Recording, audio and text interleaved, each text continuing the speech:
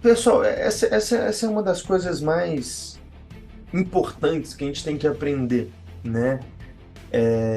Eu sei que nesse cenário, né, por exemplo, ó, quando a gente pega essa pergunta aqui, né, do Josué, para a gente poder, para que vocês possam entender isso, Edu, eu entendi que a desproporcionalidade, né, nessa operação que nós fizemos agora, comprando o stop loss lá embaixo, não daria, colocamos ele no meio do caminho, né? Eu sei que essa pergunta, né, que o Josué ele traz ali para a gente, eu sei que a gente deve ser um perdedor duro, eu sei que a gente deve melhorar sempre o nosso stop, mas e nesse caso que o stop loss ele fica mais caro do que o mercado nos deu? Só que, né, Josué? Você só sabe que o stop loss ficou mais caro do que o mercado nos deu depois que ele passou. E o grande erro das pessoas é quererem acreditar que sempre quando a gente entrar numa operação, a gente tem que ganhar mais do que a gente arrisca. Né? Por quê? Porque é isso que está aí na internet, é isso que tem, o risco-retorno ideal. Vamos lá. Qual é o risco-retorno ideal? Não preciso nem ser um adivinhão para saber que todo mundo vai responder 1 para 3, pelo menos 1 para 1, 1 para 2. Esses são os riscos ideais que a internet nos ensina, sem contar aqueles muito malucoides, né? Aqueles pior 6 para 1, né? Ou seja, eu arrisco 6 para ganhar 1. Meu Deus, como assim? Né? Se não for 1 para 3, não vale a pena. Aí, olha o que acontece, tá? Quando a gente pega uma situação dessa, por exemplo, como aconteceu aqui agora, né, no índice, e a gente entra e a gente tem o nosso stop, então, se eu tivesse entrado na operação agora, né, comprado aqui, stop loss aqui, e buscasse um risco proporcional, olha onde estaria a nossa saída, galera. Estaria lá no 119 e algo, ou seja, o mercado teria que andar 846 pontos para que fosse no nosso 1 para 3, né? Então é algo que não vai acontecer, o mercado não vai andar isso. Aliás, não sabemos num primeiro momento, né? E nós vamos chegar nesse ponto. Mas o que eu sei é que é muito pouco provável com que ele ande, sabe? Isso tudo. Então, assim, eu acredito que não. Mas é aqui que está a nossa sabedoria. E se ele andar? E se ele não andar? Porque se vai andar ou não, não depende da gente. Eu sei que a probabilidade é baixa neste cenário, né? Então, agora o que a gente tem que fazer é aceitar que é uma operação que vai ter, atenção, uma taxa de acerto muito grande. Então entendam, buscar carona com a grande maioria tem uma taxa de acerto muito alta, porque era uma entrada muito grande de compradores nesse momento. Nós tínhamos as médias nos auxiliando, nós tínhamos as médias ali protegendo a nossa operação ainda, né? Então eu sei que a probabilidade de dar certo, ou seja, a assertividade era muito alta. Mas, em contrapartida, a probabilidade do risco retorno alto era menor. Mas é aqui que está o lance. Não é que a gente não deveria fazer. Por quê? Porque nada no mercado é certo. Ainda mais se tratando de um payroll, um candle que tinha 400 pontos, posso te falar, em payrolls antigos, né, em épocas de volatilidade antigo, era totalmente plausível outro candle de 400 e poucos pontos e mais um de 200, por exemplo. Mais dois candlezinhos, cada um em 1 minuto. Pum, pum, pum. Se realmente fosse épocas, né, de grande volatilidade aqui, ó, a nossa entrada, na verdade foi pelo 1 minuto, né? Então o stop aqui um pouquinho mais abaixo também, mas era totalmente plausível já um R1, né? Já no próximo minuto. Mas o mercado não nos deu isso. Culpa foi nossa? Não. Se a culpa não foi nossa do mercado não ter nos dado isso, o que eu vou ter que prestar atenção? Cara, eu tenho um outro ponto aqui que pode me atrapalhar, que é a máxima do dia exatamente nessas ocasiões. Quando ele chega, então vamos lá. Vocês concordam que nesse momento, Josué, né, que me trouxe a pergunta ali, ó, eu percebi, né, eu observei. Observei é o quê? Presente, futuro, passado. Passado. Né? Eu observei. Se você observou, é porque já passou, né? Mas enquanto nós estamos falando do presente, né? Do presente, que era esse aqui agora, tem como saber quanto que vai ser o nosso risco-retorno? Ou não? Não tem como a gente saber quanto vai ser o nosso risco-retorno. Então, assim, se fosse isso aqui, ó, vamos imaginar aqui um cenário, probabilidade bem baixa, mas vamos botar um candle verde aqui, ó. Nossa, Edu, explodiu, pegamos 1 para 20, 1 para 6, 1 para 8.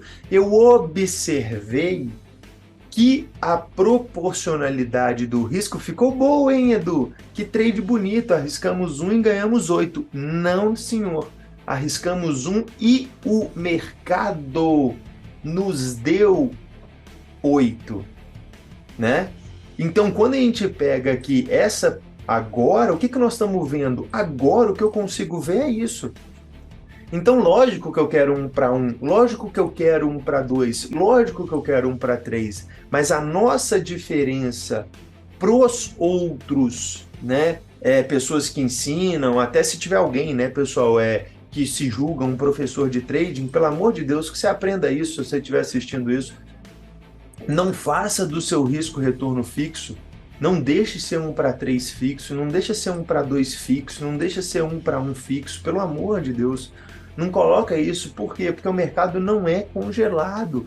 Isso, 1 para 3, 2, 1, 4, 5, 6, isso não pode ser fixo, isso é o ideal, isso é o que a gente vai tentar buscar, né?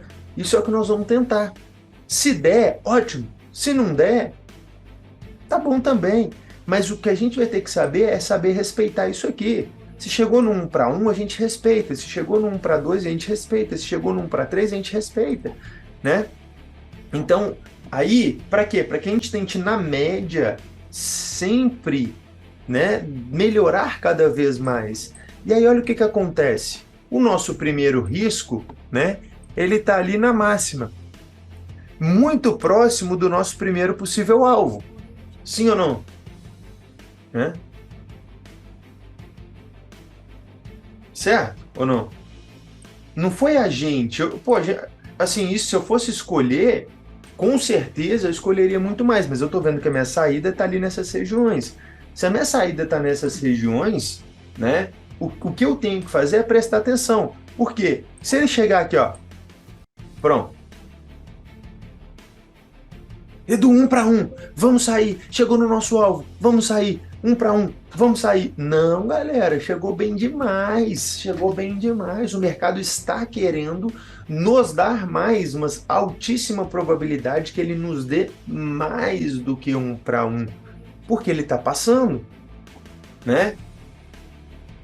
E aí não, só que não. O que ele fez? Voltou aí de novo, chegou no risco meio, um candle bonito.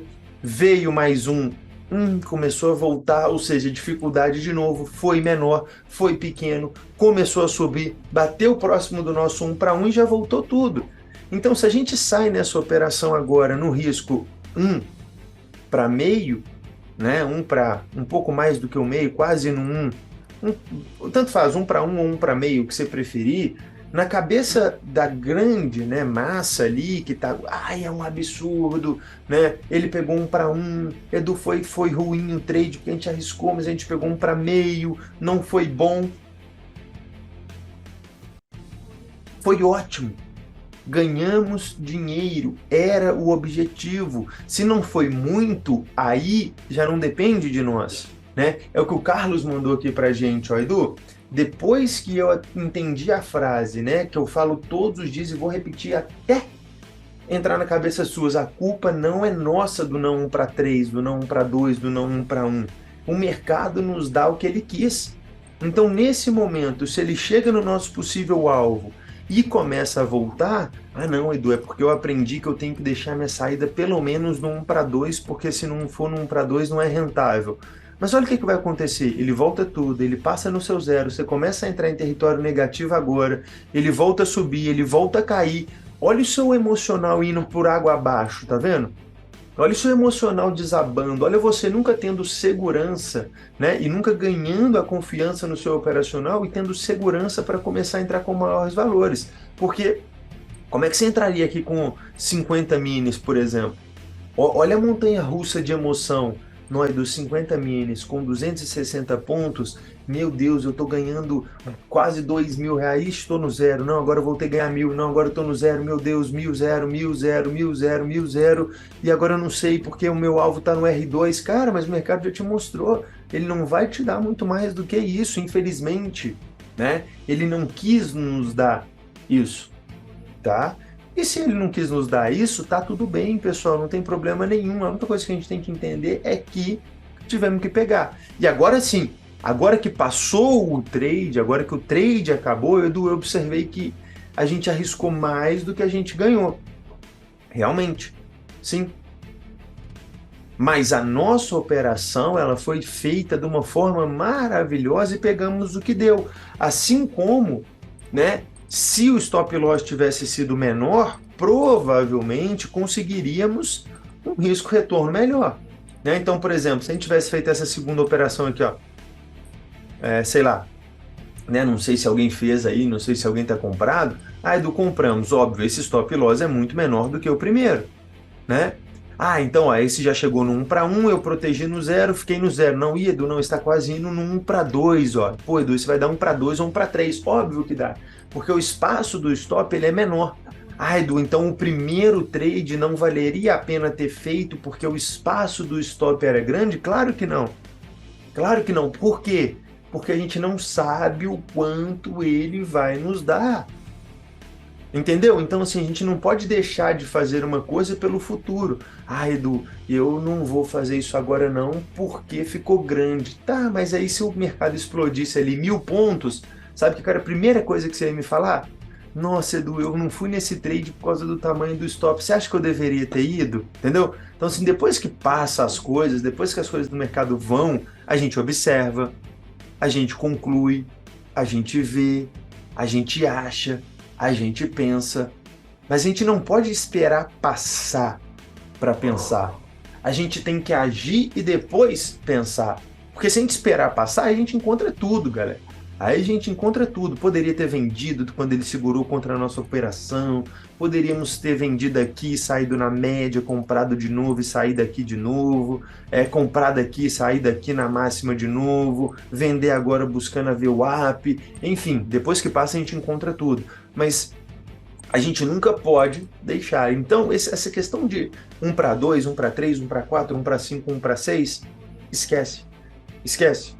A gente só vai descobrir 1 para quanto depois da nossa operação. Óbvio que a gente quer sempre buscar 1 para o máximo que ele puder dar.